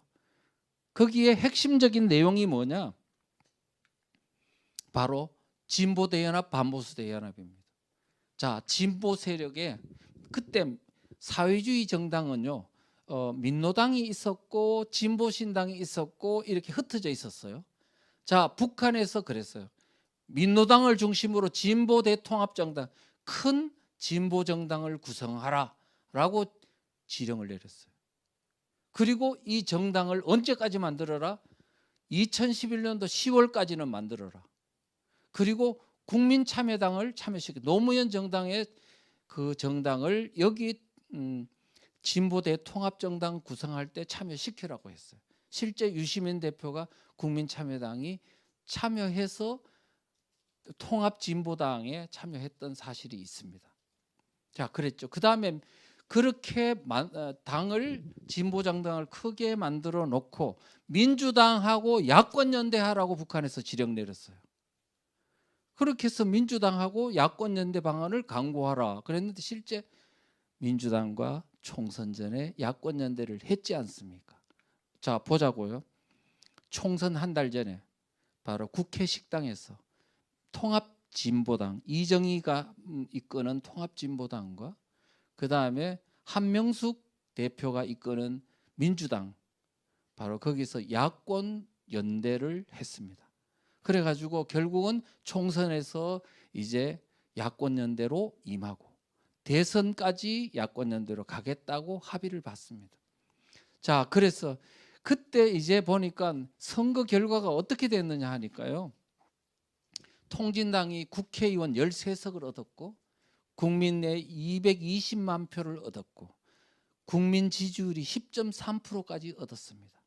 자, 통진당이 이 정도로 엄청난 국민 지지를 얻은 상태에서 문재인이가 이끄는 민주당과 야권 연대를 해서 대선에 임하면 필승입니다. 필승. 그러면 어떻게 됐냐면 자, 통진당의 당권파가 누구냐면 이석기지 않습니까? 자, 문재인하고 이석기가 공동정부를 구성하는 거예요. 대선에서. 정말 저는 그때 살고 싶지 않더라고요. 야, 이제 조졌구나. 대한민국 끝장났구나. 아, 이거 뭐 이렇게 국민들이 하나도 모르고 설명을 해줘도 모르더라고요. 그래서 돌 30kg를 매일 지고 잘 때도 지고 자고 일어나면 또 지고 또 출근하고 이렇게 사는 것 같은 고통이 막 매일매일 있는데, 야, 정말 저는요, 아, 대한민국이 이렇게 전쟁하지 않고도 한 방에 뺏길 수도 있겠구나. 이석기하고 문재인이가 공동정부를 구성해서 만약에 한다면 누가 주도권을 잡을까 하면 이석기가 주도권을 잡습니다. 이유는 통진당이 우리 여러분 좌파 단체들 다 아시죠? 민노총, 정교조, 범민련 이런 단체들이 많은데 2002년도에 효순미선 사건이라고 아시죠? 그때 좌파 단체들이 몇 개가 동참했느냐 하면 500개 정도가 동참했습니다. 그런데 2008년도 광우병 파동 때는 좌파 단체가 몇 개가 동참했느냐 하면 1800개가 동참했습니다. 자, 그런 지금 엄청난 단체들을 컨트롤하는 정당이 뭐냐면은 통진당이잖아요. 민노당 통진당이거든요. 그러니까 지금 이 엄청난 조직이 있고 연결돼 있고 배후에는 또 북한이 있지 않습니까? 그러니까 이와 같은 통진당과 그냥 국회의원 숫자만 많은 민주당이 공동정부를 구성하면 당연히 통진당이 주도권을 가질 수밖에 없는 구도입니다. 그러면 결국 정권이 누구한테 넘어가는 거예요? 북한한테 넘어가는 겁니다. 왜냐하면 2001년도 9월 달에 군자산 약속을 할 적에 NL계에서 이제 그때 보라먼 수련회에서 모일서가 약속을 할 때 그랬어요. 3년 내내 당권 장악한다. 10년 안에 정권 잡는다 했는데 10년에 2012년 대선이었다니까요. 그리고 종북 성향의 정치 세력이 정당을 잡은 후에 북한하고 연방제로 적화 통일한다고 그렇게 방향을 잡았어요. 그게 될 뻔하다가 무산됐어요. 뭐 때문에? 하나님께서 역사를 해주셔가지고요. 바로 뭐냐면 통진당 내분 사태가 5월 달부터 7월 달까지 있었습니다. 그래가지고 그때 선거 때 부정 투표를 하고 이런 사태가 일어나가지고 이석기가 거의 다 57%, 58%가 부정 투표였어요. 그래가지고 5명이 구속되고 이런 사태가 일어나고 머리끄덩이 잡아 당기고 했지 않습니까? 그래가지고 이제 통진당 내부에 도대체 무슨 일이 일어났던 거야 해가 언론에 막 노출이 돼가 아마 신문 기사 나온 것만 해도 몇백 건이 될 겁니다. 그래서 국민들이 그때서야 통진당 내부에 뭐가 문제가 있네. 자, 그래서 국민 지지율이 뚝뚝뚝뚝 떨어져가 10%에서 2%, 3%까지 떨어지니까 민주당에서 선거 연대를 깨더라고요. 그리고 문재인 후보를 중심으로 민주당이 독자적으로 대선에 임했고, 통진당은 통진당으로 이정희가 독자적으로 나서가지고 연대가 깨진 채 선거를 했습니다. 그럼에도 불구하고 그 선거날 오전까지도 문재인이가 이겼다고 합니다. 박근혜 후보를 이겼다고. 오후에 노인네들이 막 지팡이 짚고 막 뛰쳐나와가지고 큰일 났다고. 뛰쳐나와가지고 겨우 골든 크로스 일어나가지고 3% 차이로 박근혜 대표 후보가 이겼습니다. 만약에 그때 문재인 후보 혼자 힘으로도 사실 박근혜 이길 수를 있는 상황이었어요. 노인네들만이었습니다. 그런데 지금 아까 통진당 내분 사태가 없었더라면 10%에 이르는 통진당과 지금 혼자 붙어도 박근혜를 이길 수 있는 문재인과의 이렇게 야권 연대가 됐더라면 대한민국은 당연히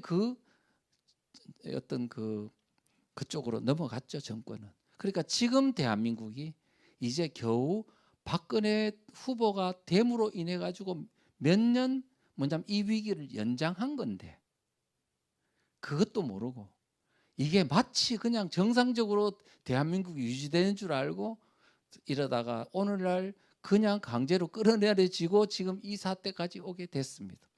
어떤 분들은 배신자 때문에 대한민국이 이렇게 됐다 하지만 절대 그렇지 않습니다. 이거는 반드시 운명적으로 이 사태가 일어날 수밖에 없는 거예요. 근데 지금이나마 일어난 게 다행이에요. 만약에 10년 뒤에 일어났더라면 대한민국은 완전히 끝장납니다. 왜 그러냐고요?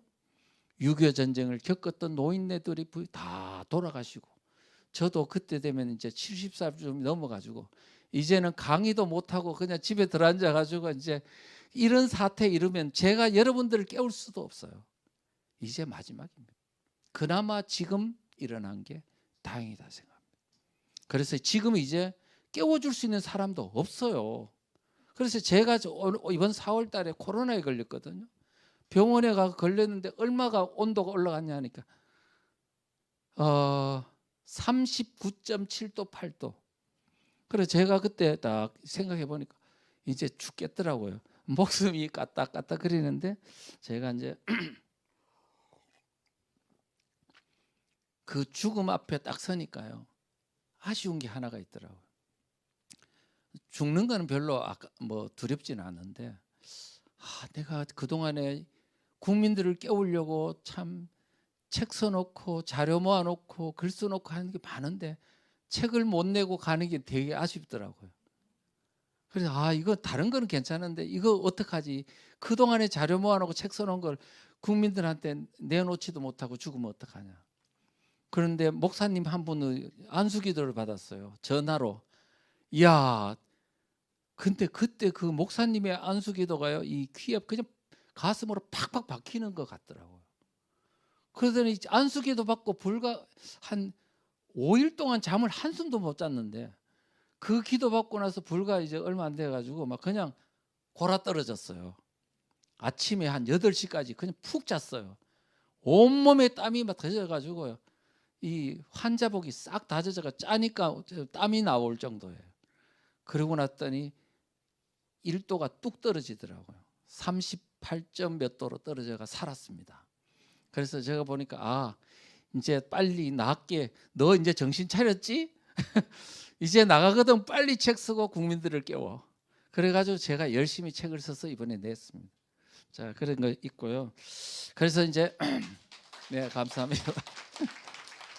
근데 사실은요, 이 책이 제가 자랑이 아니고 우리 이번에 이인호 이사장님이라고 러시아대에서 하셨던 KBS 이사장 하셨던 분도 이번에 찾아가 인사하러 갔더니 책 너무 잘 썼다고 그렇게 말씀하시면서 꼭 국민들한테 알려야 되겠다.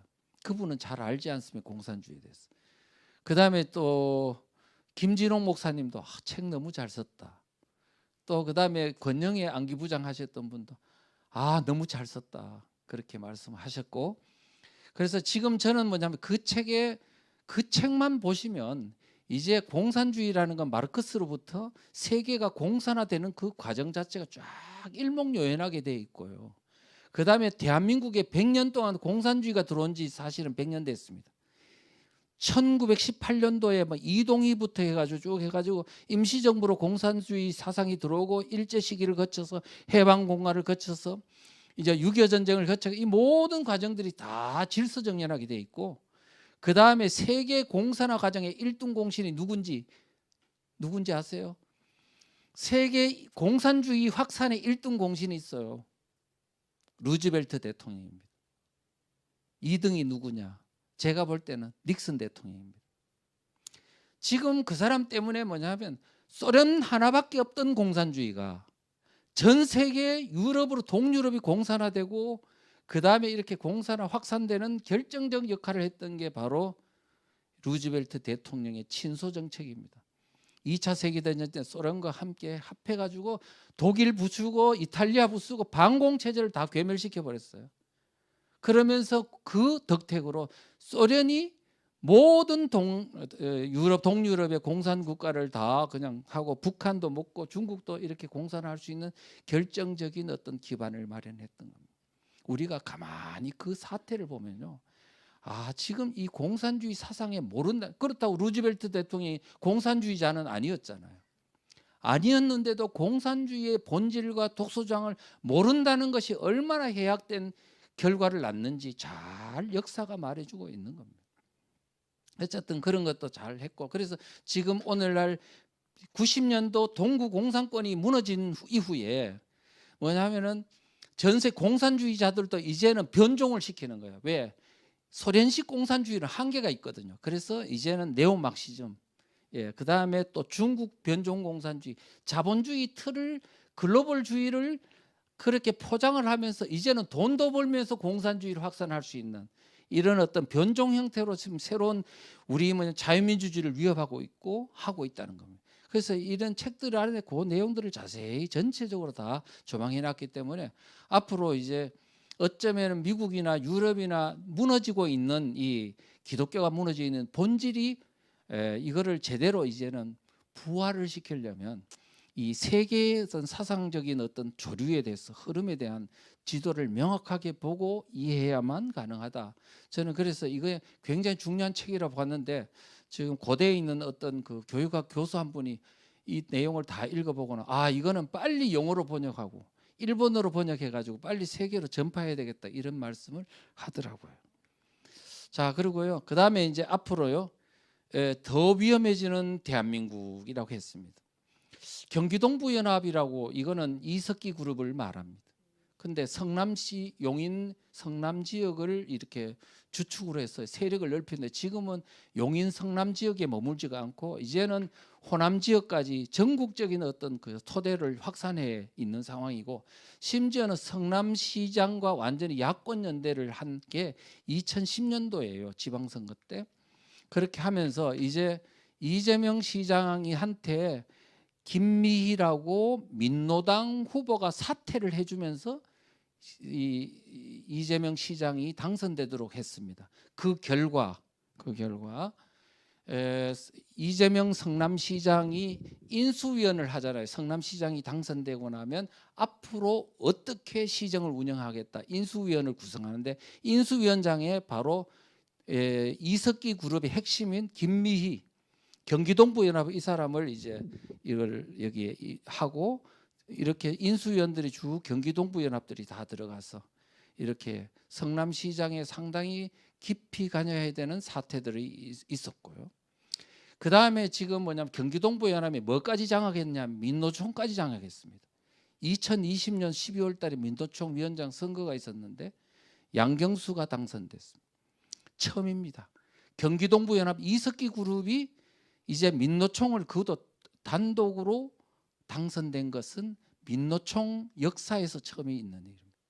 어떻게 해서 가능하냐 하니까 이유가 있습니다. 여러분이 박근혜 대통령 말기에는 민노총의 숫자가 얼마냐 하면 약 60몇만 정도 됐어요. 60몇만.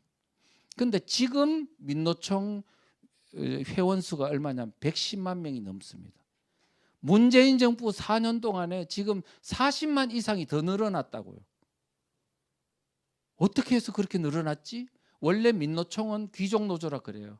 공기업 노조, 대기업 노조 중심인데 지금 이런 숫자가 어떻게 떼거지로 늘어나냐고요.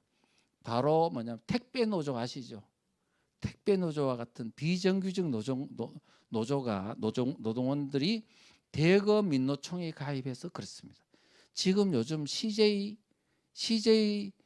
그 운송 있잖아요. 운송에 거기에 지금 택배 노조가 데모를 해가지고요. 지금 모든 운송이 지금 올스톱돼 있습니다. 지금 교보문고에 들어가 보니까요. 지금 책을 구매하려고 신청하면 언제 배달되는 거로 나온지 알아요?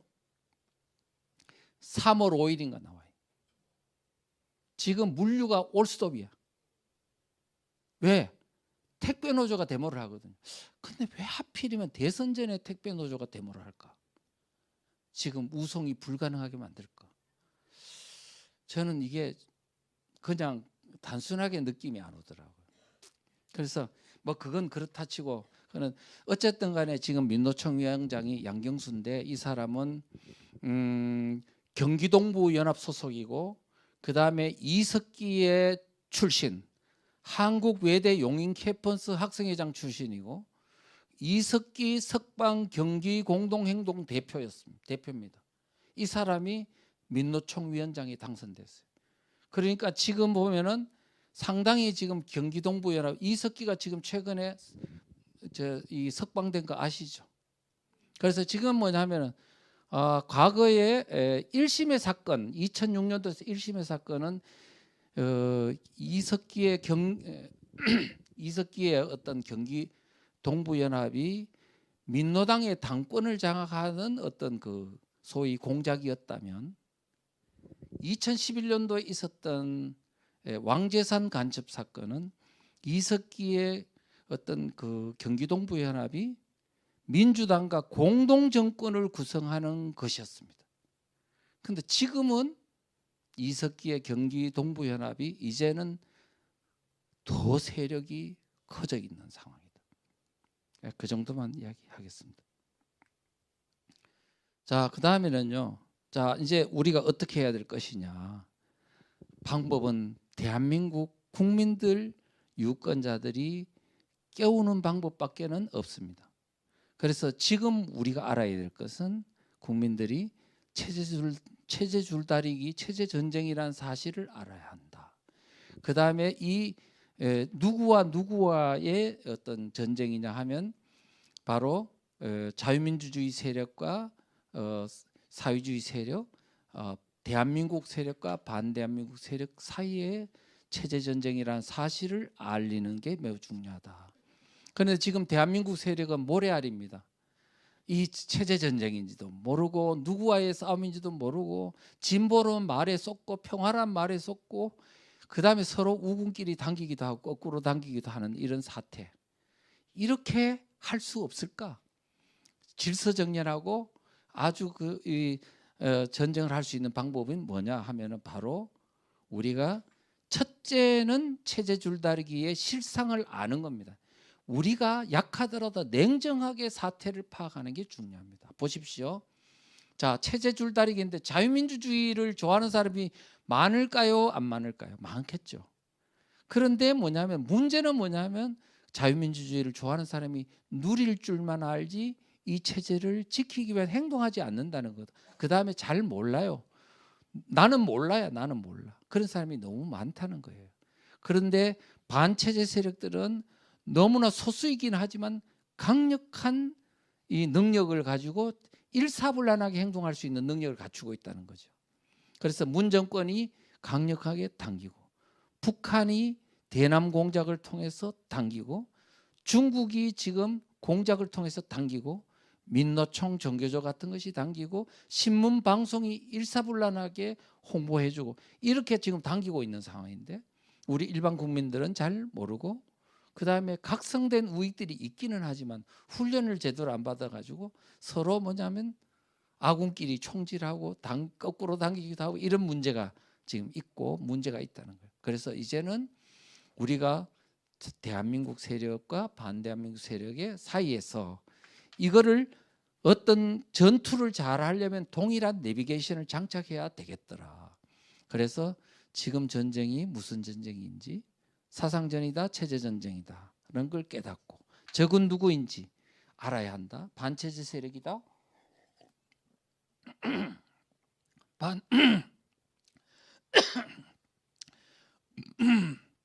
반대한민국 세력이라는 것을 알아야 되겠다는 겁니다.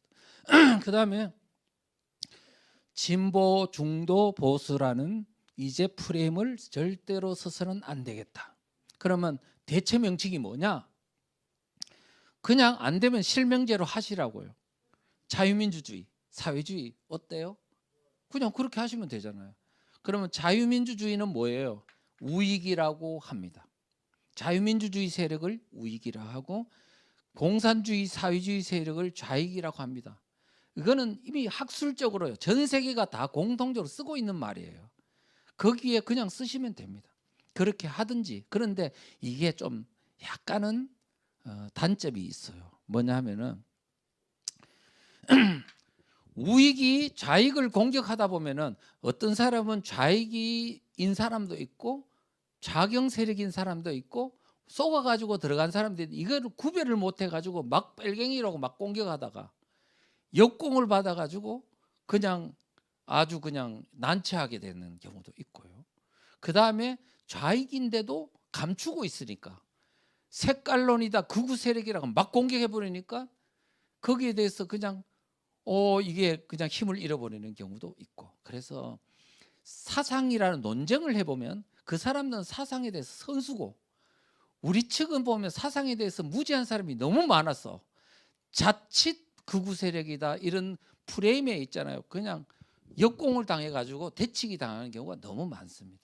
그래서 이런 부분도 참 여러 가지 어려움이 많더라. 그래서 제가 나름대로 대체 명칭을 만든 게 대한민국 세력과 반대한민국 세력으로 나누자. 그러면 이게 무슨 장점이 있느냐 하니까 이런 장점이 있습니다. 첫째,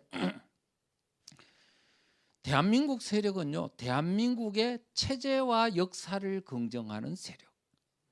그 다음에 반대한민국 세력은 대한민국의 체제와 역사를 부정하는 세력. 자, 대한민국을 긍정하는 세력과 대한민국을 부정하는 세력, 이렇게 국가를 기준으로 나눠 보니까 초등학생조차도 다 알아요. 대한민국을 사랑해? 안 사랑해? 난 사랑해. 대한민국 싫어? 아니, 좋아. 이렇게 되면 초등학생들조차도 사상에 대한 잘 이해가 안 된 사람들도 대한민국을 좋아하는지 안 좋아하는지는 쉽게 구별할 수 있다. 자, 그런 장점이 또 하나 있고요. 두 번째는 사상에 대해서 잘 모르는 사람도 대한민국 역사와 사상을 긍정하느냐 부정하느냐 하면 쉽게 이렇게 대응할 수 있는 부분. 그러다가 역공을 덜 당하는 부분. 그 다음에 대한민국을 사랑하고 긍정한다는데 나를 역공하면 어떤 효과가 있냐면 그 사람이 대한민국을 사랑하고 긍정한다는데 나를 공격하면 스스로가 반대한민국 세력임을 입증하는 꼴이 돼버려요.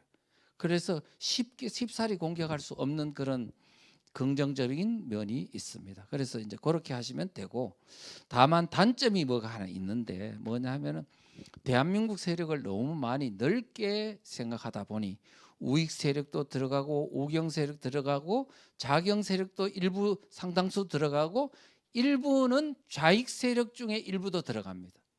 좌익 세력에 누가 들어가냐 하니까 자유민주주의를 전향한 사회주의, 그거를 사민주의라 하는데 그분도 들어가요. 그 사람들도 들어가. 그러다 보니까 그래 왜 들어가냐 하니까 자유민주주의를 전향해서 자유민주주의를 파괴하지 않기 때문에 그들은 자유민주주의 세력으로 넣은 겁니다. 그러다 보니까 우익 세력, 우경 세력 여러 사람들이 들어가다 보니까 마치 국가 간이 투철하지 않은 사람들을 다 집어넣구나, 이런 비판이 있을 수 있습니다. 자, 그런데 뭐냐면 그렇다고 우익 세력이 사상관이 투철하냐? 사상에 대해서 무지한 사람도 많아요. 그러니까 우리는 지금 일단은 진보 세력이라는 그 그룹을 갈라치게 했어요. 속아서 들어간 사람 빨리 이탈하도록 하는 게 목적이에요. 그리고 대한민국의 반체제 세력, 반대한민국 세력을 최대한 축소하고 그 실체를 까발려 가지고 위축시키는 게 목표예요. 나머지는 어떻게 하냐? 이 오합지졸인 것 같은 이 사람들에게 올바른 사상적 교육을 통해서 대한민국의 체제와 그 역사가 제대로 된 것을 교육을 통해서 긍정적인 방향으로 계속 이렇게 체제 수호 세력으로 만들어가는 노력을 계속 한다는 전제 아래서 이렇게 하는 것이다. 이제 이렇게 죄송합니다. 그렇게 보시면 됩니다. 자, 그다음에 제가요. 그래서 이제 앞으로 필승하는 방법이 있나 없나? 예, 있습니다. 어떻게 하면 되냐고요. 첫째는 우리가 체제 전쟁을 함에 있어서 반드시 염두에 될 거는 우리가 정이고 승리한다, 이런 확신을 갖고 접근해야지. 우리는 질 거야라는 생각을 가지면 전쟁에 이길까요, 질까요? 지게 됩니다. 그래서 반드시 우리는 승리한다. 승리해야 한다. 이유는 우리가 기독교인 입장에서 볼 때는 우리가 종교의 자유가 유지되는 자유민주주의여야 우리가 신앙의 생활을 할 수 있기 때문에 이거는 물을 필요가 없는 거죠. 자, 두 번째, 사태를 간단 명료 단순 명쾌하게 보자. 지금 제가 아까 모두의 초창기에 뭐라 그랬습니까? 대한민국 세력과 반대한민국 세력 사이의 체제전쟁이라는 그러한 프레임만 명확하게 5,300만 명이 들어봤다 정도만 해도 상당 부분 체제 위기가 지금 가신다고 그랬어요. 우리가 이런 어떤 사태를 간단 명료하게 보는 프레임을 우리가 명확하게 국민 속에 장착시키고 전파하는 노력을 하자는 겁니다. 셋째는 국민을 깨우는 방법도 간단히 명료히 하자. 그런데 지금 우리 기독교인들도 그렇고 우리 애국 세력들이 굉장히 복잡하게 행동해요. 어떻게 하냐면 나무가 있는데 나무 잎사귀 따려고 노력을 너무 많이 해. 인권 조례 그 하나 막으려고 얼마나 애를 씁니까? 그런데 또 나는 거예요. 잎사귀가 또 나요. 그러지 말고 어떻게 하냐? 자, 이 그림처럼 도끼를 가지고요, 밑둥치를 친데 또 치고 친데 또 치고 친데 또 쳐. 넘어져요, 안 넘어져요?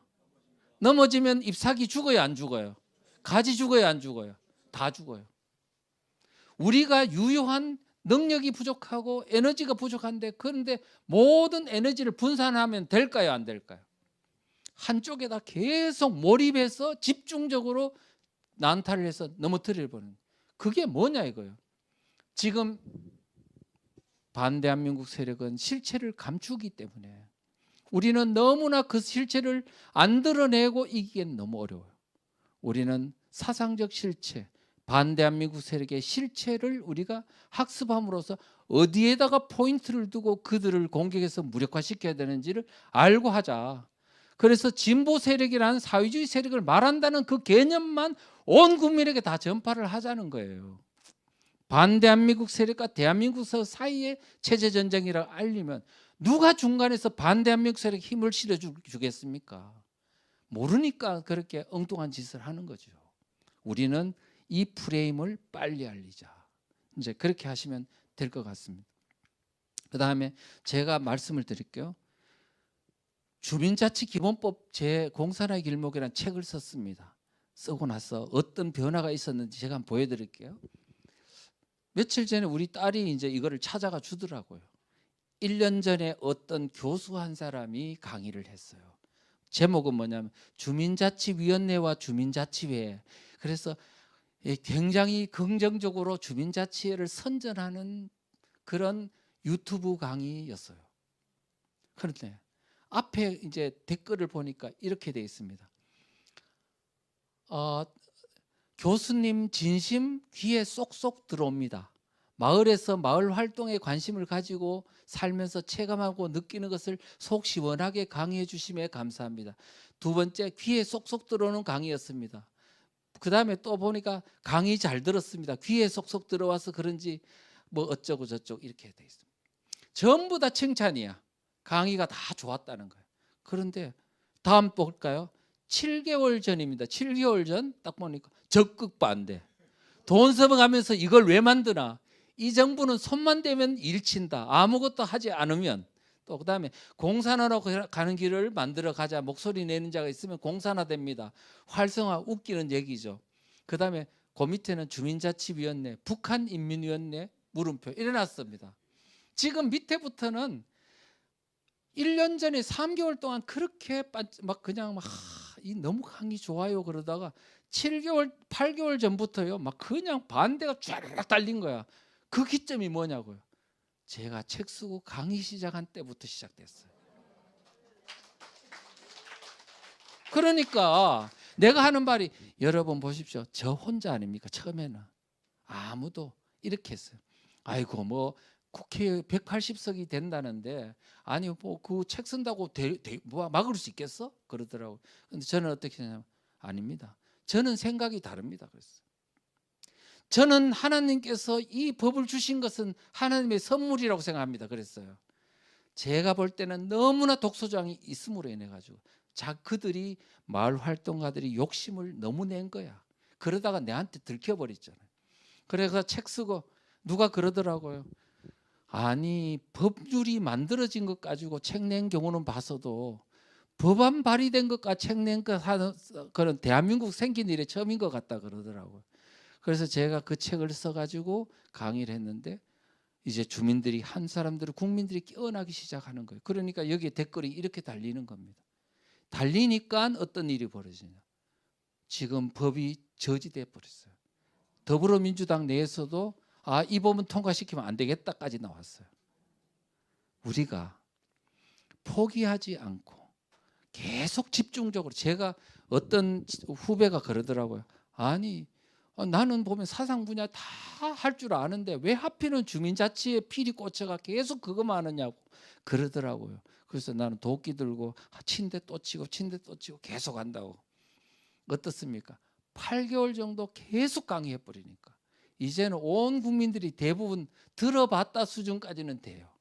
제가 왜 이런 이야기를 하냐, 제가 안 해보고 하는 소리가 아니고 하나를 가지고 계속 치니까 돼요 안 돼요? 된다고. 그러니까 지금 대한민국 세력과 반대한민국 세력 이 용어 프레임 하나를 온 국민 5,300만 명한테 알리자는 겁니다. 제 혼자서 알려도 이 정도 효과가 있어. 나중에 목사님들이 도와주시고 데모해 주시고 해가지고요. 지금 얼마나 많은 사람들이 주민자치기본법에 알리고 이제는 그 법뿐만 아니고 반개법, 조례 문제까지 완전히 국민들 알아가. 이제 얘들이 이제 애로사항이 많을 겁니다. 그러면 제가 이번에 소책자를 통해서 그 핵심적인 문제점이 뭔지, 체제 위기가 어떻게 본질을 어떻게 하면 된다고 내가 다 간단 명료한 논리를 이야기했지 않습니까? 그러면 에스더 같은 이런 위대한 조직에서 같이 힘을 합해서 온 국민 다 알린다면 승리할까요, 안 할까요? 당연히 하죠. 그래서 양동환 교수님이 그랬어요. 이제 강의 끝났습니다. 체제 전쟁이 언제 끝나는지 끝나는 시점을 이야기했어요. 벼랑 끝에선 한국의 자유민주주의라는 책에서 이렇게 말했습니다.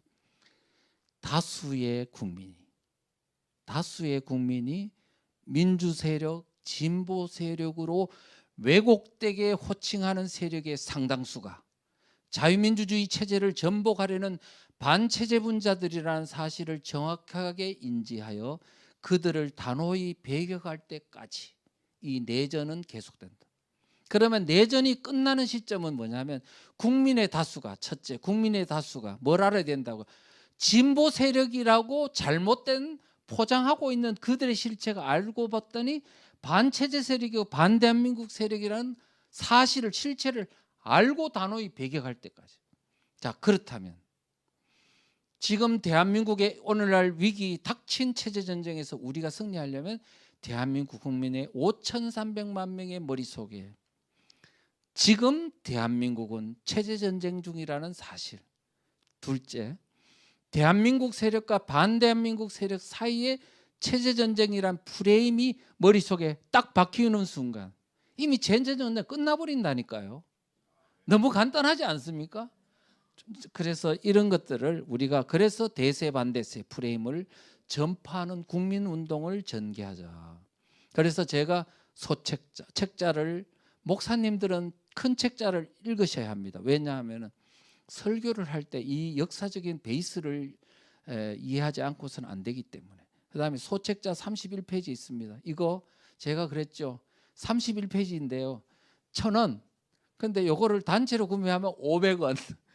그래서 이거를 전철간이나 이런 데 나눠줄 수 있으면 좋겠다. 일단은 그거 하기 전에 적어도 2시간 정도 읽으시면 한 5회독은 할 수 있습니다. 그러면 핵심을 간파할 수 있을 거 아닙니까? 그래서 일단 이해하자. 이천TV라는 유튜브 강의를 이제 좀 시작했습니다. 뭐 영 부족하지만 이런 것도 한번 들어보시고, 그리고 1분에서 5분 정도 간단하게 설명할 수 있는 5분 강사가 되자. 그리고 소책자 보급 운동 하자. 그리고 이제 그걸 알았으면 주변의 전철간이나 그다음에 이웃에나 친구들이나 이런 데다가 알려주고 배포하자. 이렇게 하면 대한민국은 다시 살아날 수 있고 이 위기를 극복, 피 안 흘리고 대한민국을 수호할 수 있습니다. 그렇게 했으면 앞으로 우리 이런 노력에, 그러니까 모든 에너지를 한 곳에 몰입해서 하자. 예. 그래서 우리가 에너지를 막 분산하지 말고요. 집중적으로 하면 반드시 성공할 수 있습니다. 그렇게 같이 힘을 합하면 좋겠습니다. 감사합니다.